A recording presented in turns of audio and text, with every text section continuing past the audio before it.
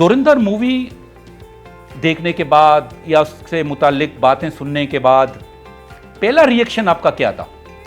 मुझे याद है कि मुझे एक हमारे काउंसलर हैं कलाकोट से, आमिर काउंसलर, उसने मुझे फ़ोन किया कि साहब एक मूवी आई है जिसमें लियारी का भी जिक्र है, रहमान का भी जिक्र है, आपका भी जिक्र है। तो उसने एक छोटा सा क्लिप मुझे भेजा, वो मैंने देखा तो मैंने उसको इतना सीरियस नहीं लिया। मैंने कहा पता नहीं क्या वो मूवी पे ट्रेलर देखा, ट्रेलर में थोड़ा बहुत समझ आया क्या है। फिर मूवी तो आपको पता है बैंड है, तो वो जब मूवी रिलीज़ हुई तो लोगों ने बाकायदा उसका जो है ना एक ऐप से निकाल कर वो भेजा, तो वो फिर मैंने देखा। देखो, मूवी को कभी सीरियस नहीं लेना चाहिए। मूवी जो है ना एक फिक्शन होता है। मुझे जो दुख है कि लियारी को, मेरे लियारी को बदनाम जिस तरह किया, मेरे लियारी को ये शो किया कि एक टेररिस्ट हब है, और लियारी के हवाले से जो चीज़ें दिखाई गई, मतलब आप खुद लियारी के हो, इस वक्त हम लियारी में बैठे हैं शाबिक लेन में, और कभी आपने भी नहीं देखा होगा, मैंने भी नहीं देखा होगा कि यहाँ पर स्लीवलेस लड़कियाँ घूम रही हैं। कभी आपने नहीं देखा होगा कि यहाँ पर जो है डिस्को में डांस हो रहा है, लड़कियाँ और लड़के डांस कर रहे हैं। कभी आपने ये सारी चीज़ें नहीं देखी होंगी जो उस फिल्म में दिखाया। एक तो हम लियारी वाले आदाब नहीं करते, हम लखनऊ के नहीं, हम लियारी के हैं, हम सलाम करते हैं चिया लेते ही। तो मकसद ये है कि एक इन्होंने रिसर्च सही नहीं किया। जहाँ तक लियारी की स्टोरी इन्होंने बताई कि लियारी में नो डाउट एक वक्त था, आप भी उस वक्त से मुतासर थे, हम भी मुतासर थे, जब एक गैंग वॉर का दौर था 2009, 10, 11, 12 तक जो है 3-4 साल, वो दौर बिल्कुल अपनी जगह था। लेकिन अगर उस पर सही रिसर्च करते तो वो दौर रहमान के बाद शुरू हुआ, रहमान के होते हुए ये दौर नहीं था। तो आगे आप जो सवाल करेंगे मैं फिर आगे आपको बताऊंगा कि गैंग वॉर शुरू कैसा हुआ। जहाँ तक मेरे रोल के बारे में आपने बताया, मैं ज़िंदगी में हमेशा दबंग रोल अदा किए मैंने, और लियारी के हवाले से भी आप कह सकते हो कि दबंग रोल था।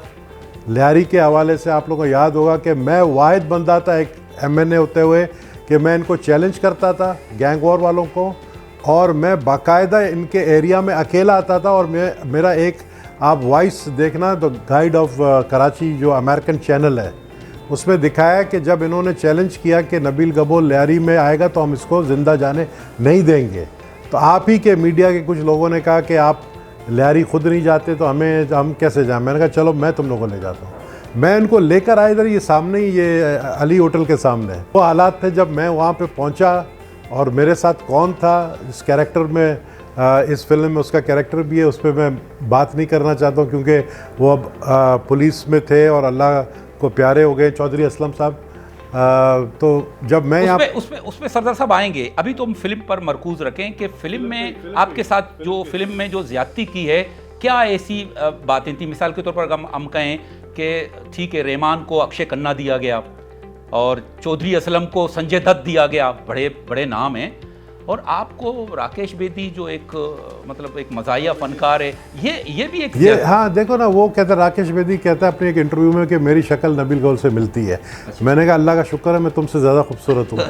तो मैं चाहता हूँ कि ये मेरा मैसेज उनके जो डायरेक्टर हैं, आदित्य इसका कोई डायरेक्टर है, उस तक पहुँचे कि भाई पार्ट 2 आप बना रहे हो तो मेरा रोल कोई दबंग बंदे को देना, किसी कॉमेडियन को नहीं देना, क्योंकि इस पूरे 3-4 साल में मेरा दबंग रोल रहा है और मेरा मेन कैरेक्टर था, और मैंने ही इनके जो गैंग वॉर के ख़ात्मा में मेरा अहम रोल था पुलिस के साथ और पाकिस्तान रेंजर्स के साथ। तो मैं समझता हूँ कि इन्होंने मेरे कैरेक्टर के साथ इंसाफ नहीं किया है। तो बहरहाल अब वो इंडिया का एक पॉलिसी है कि पाकिस्तान को बदनाम करना, लियारी को बदनाम करना, जो कि लोग तो मजाक उड़ा रहे हैं। कम से कम लियारी इंटरनेशनली मशहूर तो हुआ कि कहते हैं ना कि अगर वो एक उर्दू में शायरी है कि अगर बदनाम ना होंगे। मशहूर हुआ या बदनाम हुआ? नहीं, मशहूर हुआ। बदनाम क्यों? क्योंकि देखो आप हम लियारी के जो है ना रियल फेस दिखा रहे हैं।